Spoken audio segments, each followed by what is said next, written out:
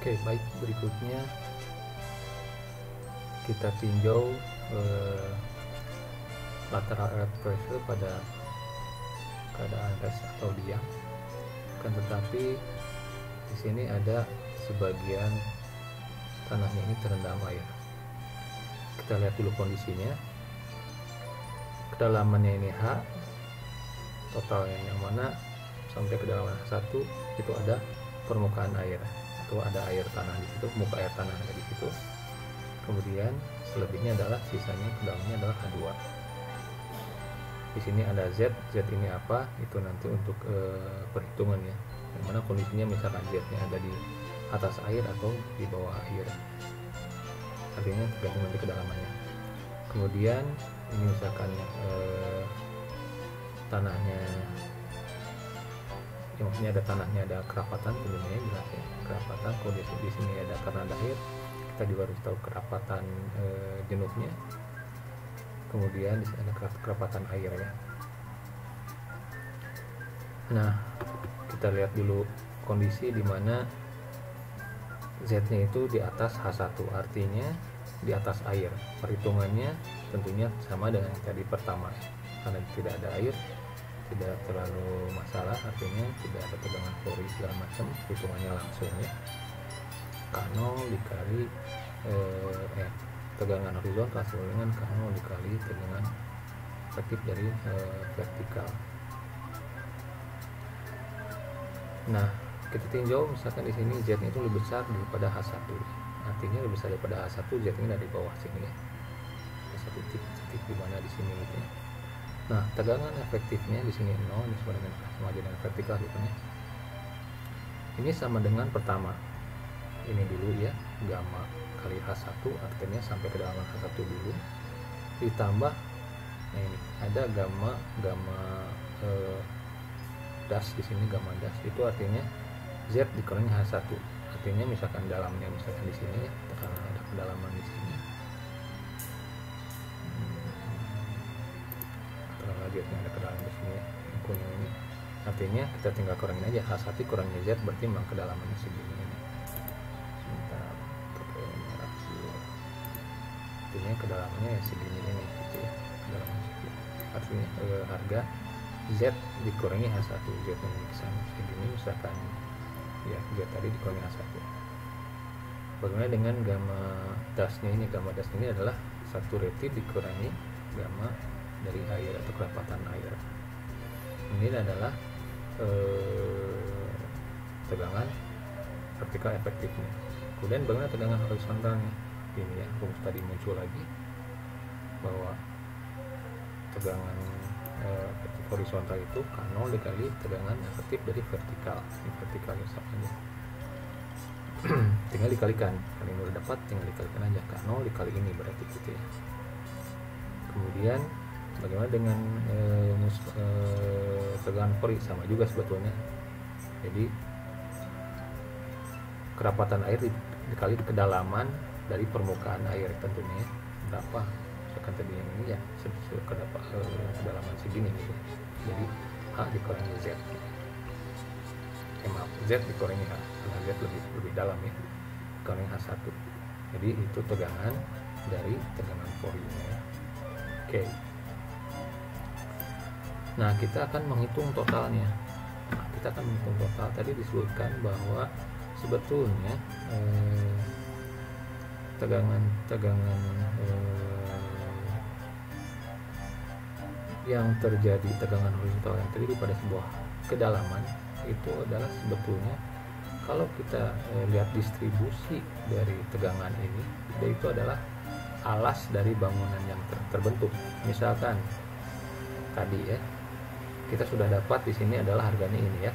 Ini kita coba perhatikan ini. K0 dikali gamma dikali H1 itu pas panjangnya itu segini. Panjangnya itu ini segini. Itu artinya ini adalah alas dari segitiga ini ya. Segitiga ACE gitu. Kemudian karena di sini ada air, ada penambahan di sini. Bentuknya jadi seperti ini. Ini adalah K0 dikali gamma yang ini tadi ya, gamma das dikali H2 ya, H2 kalau misalkan kedalamannya sampai H2 tentunya. Dan kemudian untuk tegangan porinya sendiri adalah ini pun adalah sama ya, alas dari segitiga ini. Coba perhatikan, ini adalah panjangnya alas dari segitiga ini. Oke, nah kemudian untuk gaya totalnya ini adalah, ini ada tanda di sini, ada plus. Jadi ini ya, bangunan yang ini ya, A, C, B, G, E ini ditambah I, J, K adalah ini totalnya. Nah, jadi total ini artinya kita tinggal tambahkan aja. Kita tinggal tambahkan untuk mencari gaya persatuan lebar DPT ini, gaya totalnya ya, merupakan penjumlahan dari luas diagram semua ini. Kita lihat misalkan ini pertama ya, bahwa P0 ini adalah luas ACE, mana ACE?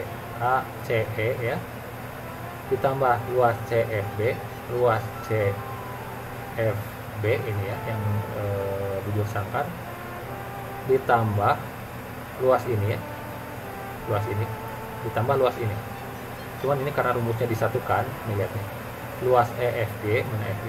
EFG ya, ditambah IJK gitu. Ini karena disatukan aja, sebetulnya ini luas 2 kali segitiga ya, segitiga ini ditambah segitiga ini. Coba perhatikan, ini rumusnya seperti ini. Nah ini barulah kita dapat gaya yang P0 ini, persatuan lebarnya ya, yang terjadi pada dinding penahan tanah. Bisa dimengerti ya? Oke, kalau belum, kita coba lihat di latihan soal ya, mudah-mudahan bisa lebih dipahami. Karena ini sepertinya membingungkan gitu, wah banyak sekali. Sebetulnya enggak. Kalau kita lihat ini hanya kita menghitung segitiga ini, kita menghitung persegi 4 ini, kita menghitung segitiga ini ditotalkan dan jadilah ini gitu ya. Coba aja dilihat aja.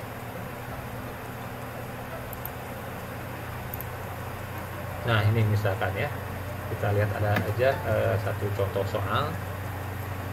Di sini ada kedalaman totalnya itu adalah 6 meter ya, hanya 6 meter, yang mana pada kedalaman 4 meter itu dijumpai ini permukaan air tanah ya, MAT, muka air tanah dijumpai.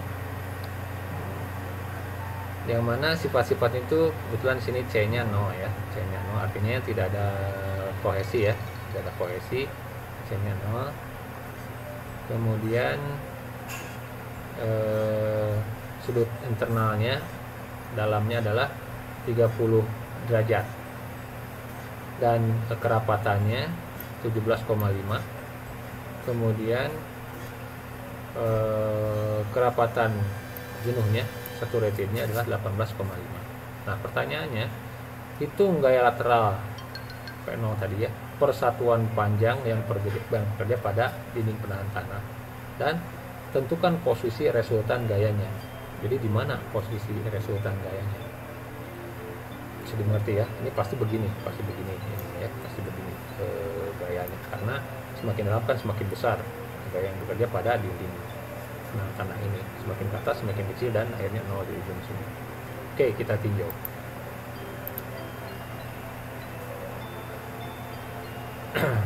Kita pakai salah satu rumus, misalkan yang tadi disebutkan yang terakhir ya, paling terakhir, rumus paling terakhir adalah ini, K0 nya adalah 1 dikurangi sin pi, kemudian dikali apa tadi, OCR ya, dikali OCR dipangkatkan dengan sin dari pi nya itu sendiri. Oke ya, coba hitungan dapatlah segini. Jadi K0 nya segini ya, ini K0 nya ini. K0 dapat 0,707. Nah kita tinjau misalkan kalau Z-nya pada titik 0 tentunya 0 ya, karena tidak ada H-nya 0, jadi artinya semuanya 0 ya. Oke, kita tinjau pada kedalaman 4 meter. Kedalaman 4 meter, di sini pun belum ada air ya, artinya tegangan efektifnya 0. Tegangan porinya 0.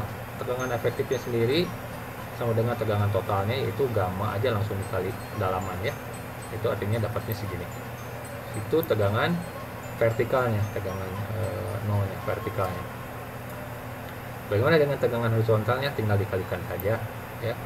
K0 dikali tegangan vertikalnya, dapatlah segini ya. Oke, dapat segini.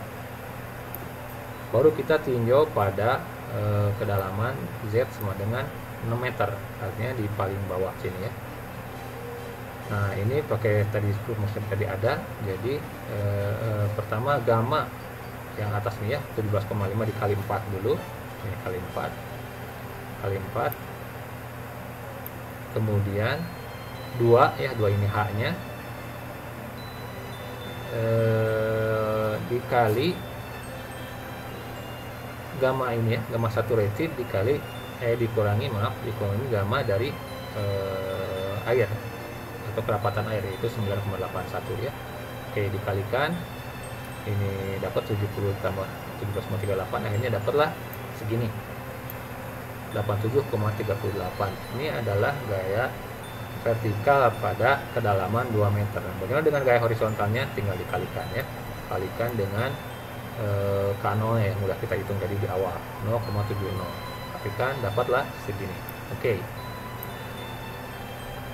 dapatlah segini. Kemudian sekarang kita cari tegangan pori. Untuk tegangan pori langsung saja ya, karena ininya kedalamannya 2 meter dikali kerapatan air, dapatlah sekian, 19,68. Oke. Nah, untuk lebih jelas ya, kita harus menggambar tadi distribusi dari diagramnya. Oke. Seperti saya sebutkan barusan, jadi ini adalah diagram distribusi dari sampai kedalaman 4 meter. Kenapa di sini tidak ada air ya? Ini dapat berapa tadi ya? 49,49, kita simpan di sini. Oke. Sebetulnya ini harusnya pakai ini ya, pakai skala bagusnya antara mendatar sama vertikalnya ya, agar lebih akurat. Ini hanya saya ingin memperlihatkan angka-angkanya saja. Ini pada segitiga ini dapatlah 49,49 ya tegangannya. Oke. Kemudian sampai kedalaman 6 meter ini ya, sampai kedalaman 6 meter yang ini, kedalaman 6 meter itu kita mendapatkan berapa? 61,78 gitu ya. 61,78 dapatlah di sini, 61,78. Kemudian nah ini adalah tegangan porinya itu sendiri ya, 19,62. Oke. Nah, yang mau kita cari adalah ini ya, itu tadi gaya lateral dari nol tadi ya, persatuan panjang yang bekerja pada dinding penahan tanah ini. Seperti kita ketahui, sudah kita pelajari, artinya kita tinggal menyebelahkan ini aja ya, segitiga 1 tambah ujung sangkar 2 tambah segitiga 3 dan tambah segitiga 4. Perhitungannya jadi begini. Oke, jadi gaya lateral yang terjadi ya, persatuan panjang pada DPT ini adalah yaitu area 1 ditambah area 2 ditambah area 3 ditambah area 4 ya. Udah tinggal dimasukkan aja. Area 1 berarti setengah dikali 49,49 dikali tingginya dari segitiga ini itu berapa? 4 ya. Oke, 1 dapat nih. Maksudnya perkaliannya seperti ini. Kemudian luas yang ini. Luas ini adalah 49,49 kan dikali 2 ya. Betul. 49,49 dikali 2. Dapatlah luas ini. Kemudian luas yang ketiga. Luas yang ketiga adalah 61,78 kurangnya 49,49 ya, untuk luas, untuk ini, untuk alasnya. Itu dapat berapa? 12,29 ya. Ulangi. Untuk segitiga yang ketiga ini adalah 61,78 kurangi 49,49 ya. dikali tingginya berapa? 2. Tapi karena dia segitiga dibagi 2 ya, artinya dikali setengah ya. Jadi setengah kali 2 kali 12,29. Oke, selanjutnya adalah segitiga yang keempat. Segitiga yang keempat ini adalah 19,62 dikali 2. Dan karena ini juga segitiga, maka dibagi 2. Dapatlah seperti ini. Hingga total ditambahkan, dapatlah harganya adalah segini ya. Harga dari gaya lateral dari P0 ya, persatuan panjangnya per meternya dalam hal ini. Dapat. Oke, sekarang posisinya di mana? Nah, untuk menghitung posisinya adalah dengan menghitung momen secara keseluruhan yang terjadi pada yang digambarkan oleh distribusi tegangan ini. Jadi begini, dibagi totalnya. Kita lihat yang pertama ya. Yang pertama ini adalah mana tadi? 98,98 ya.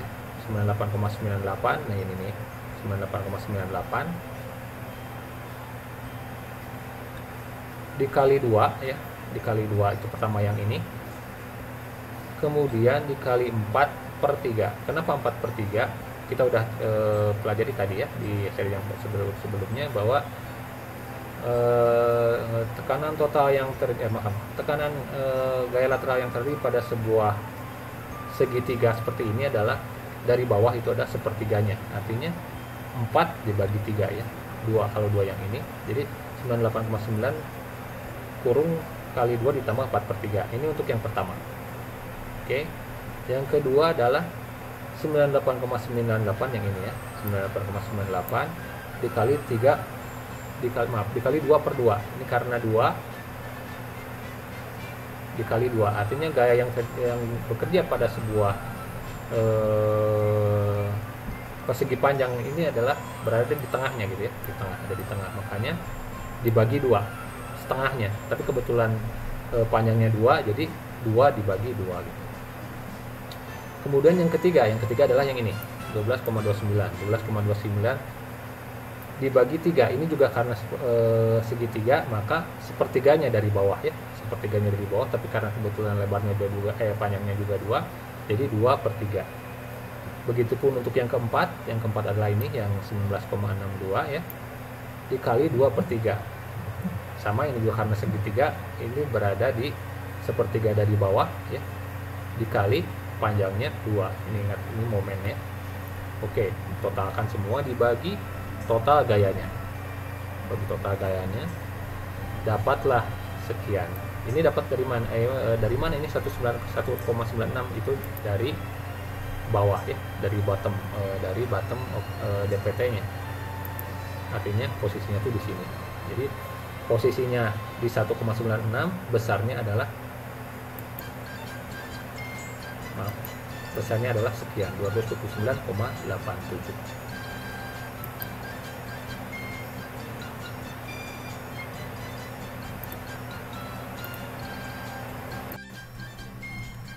Oke, baik, selanjutnya kita akan membahas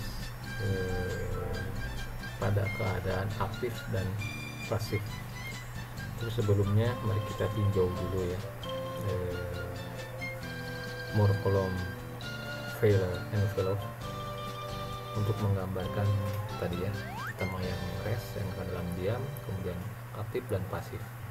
Nah, kalau kita lihat keadaan rest ini, keadaannya seperti ini. Ini ya, lingkaran yang kecil ini, yang mana dia dibatasi oleh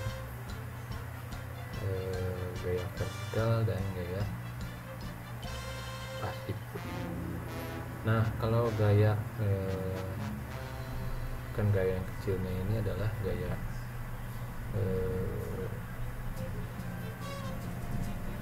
horizontal gitu ya. Nah, kalau gaya horizontal ini semakin ke kiri, artinya lingkarnya semakin besar sehingga dia menyentuh garis keruntuhan.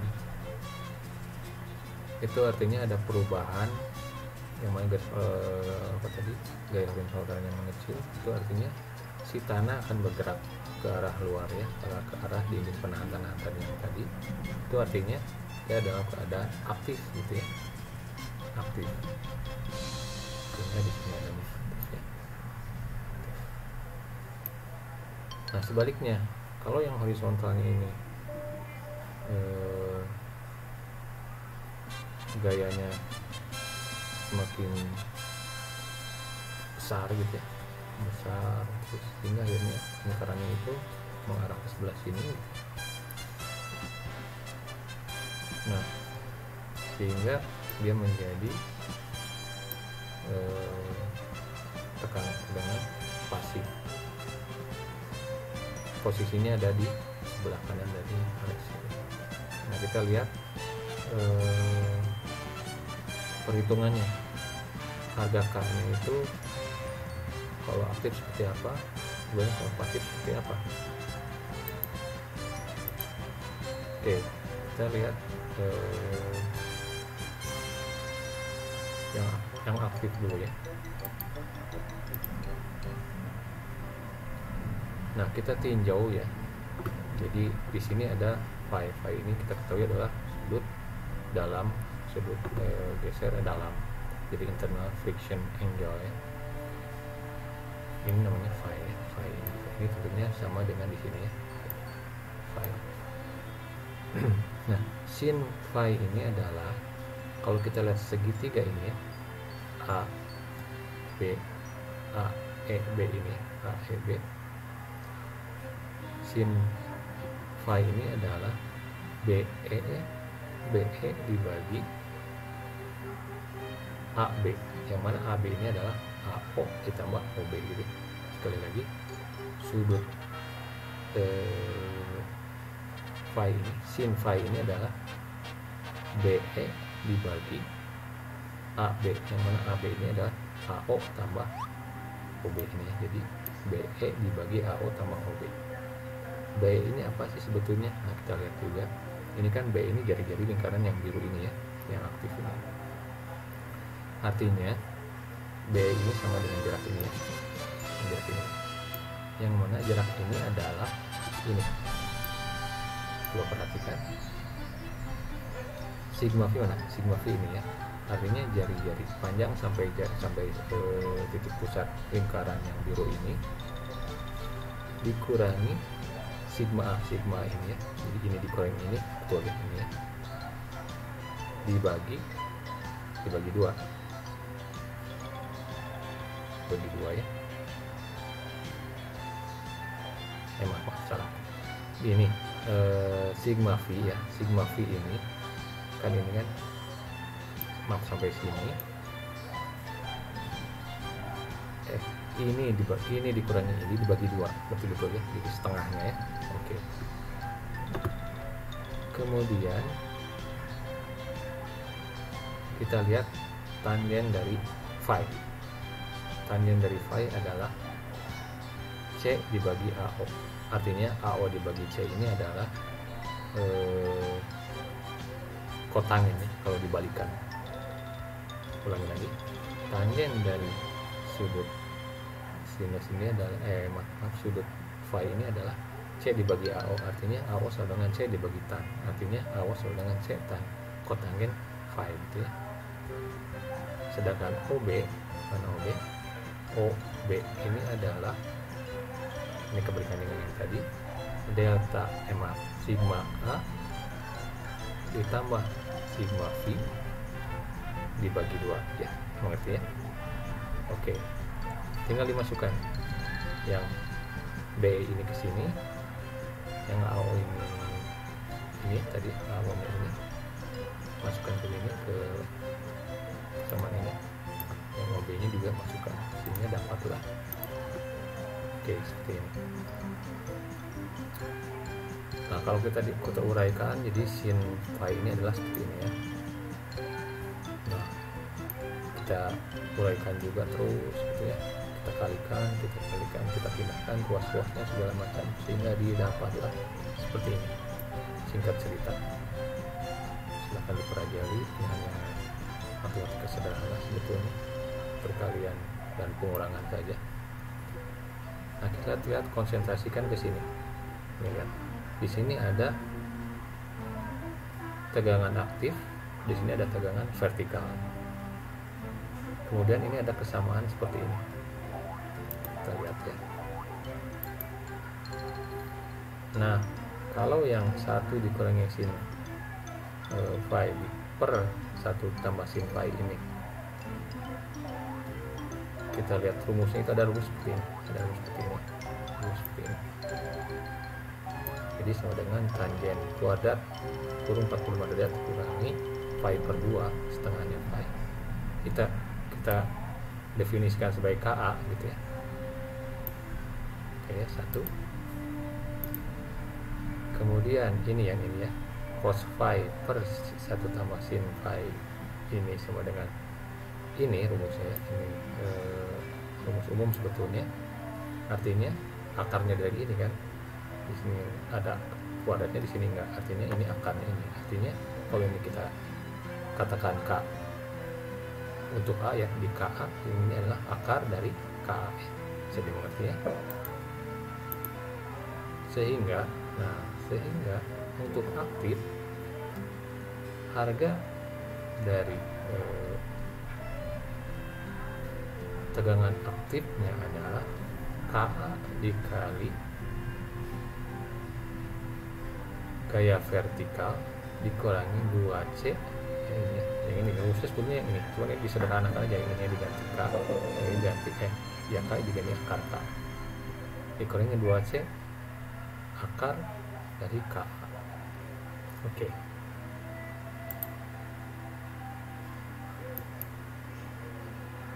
Nah, bagaimana dengan pasif? Perhitungannya sama, cuman karena posisinya dia ada di sebelah sini dari yang diam gitu ya, dari yang rest, itu menjadi nanti ada sedikit berbeda. Nah, silahkan ini diikuti aja ya, dipelajari. Ini hanya perkalian, saya sebutkan perkalian dan pengurangan aja sebetulnya, dan sedikit rumus sinus gitu ya, sin kotangen dan segala macam. Ini yang membedakan, ini yang membedakan dengan yang tadi. Jadi si harga K nya itu, karena ini pasif, kita katakan KP ya. Katakan KP 1 tambah sin phi per 1 kurangi sin phi itu sama dengan tangen kuadrat 45 kuadrat sini 45 derajat tambah ya, kalau tadi kan kurang kan, ini tambah pi per 2. Makanya di sini dikatakan untuk konstanta pada saat kondisi pasif. Dan demikian pula dengan ini, cos phi dikurangi 1 per sin phi, ini tangen dari 45 ditambah phi per 2, ini juga sama tambah. Nah, kalau ini adalah K karena kuadrat ya, berarti ini adalah akarnya, nanti ada kuadratnya ya. Artinya inilah rumus akhirnya untuk pada kondisi pasif. Jadi tegangan pasifnya itu tegangan horizontal, tegangannya sama dengan KP dikali ini tegangan vertikal ya, tegangan vertikal ini ditambah berbeda dengan yang tadi aktif, tambah 2C akar dari konstanta pasif. Nah, itu mungkin ya untuk mata kuliah pertemuan yang sekarang ini masih berlanjut ya, karena ini memerlukan pembahasan yang lebih dalam lagi. Nanti kita lihat di berbagai contoh kasusnya, karena ini nanti hubungannya dengan perhitungan dinding penahan tanah misalkan ya, dan lainnya akan kita bahas di contoh-contoh kasus, insya Allah. Itu saja mungkin ya bisa saya sampaikan untuk pertemuan kali ini. Silakan kalau ada pertanyaan bisa lewat email, bisa lewat WA, ataupun bisa memberikan komen ya di bawah ini. Oke ya, itu aja ya. Assalamualaikum warahmatullahi wabarakatuh.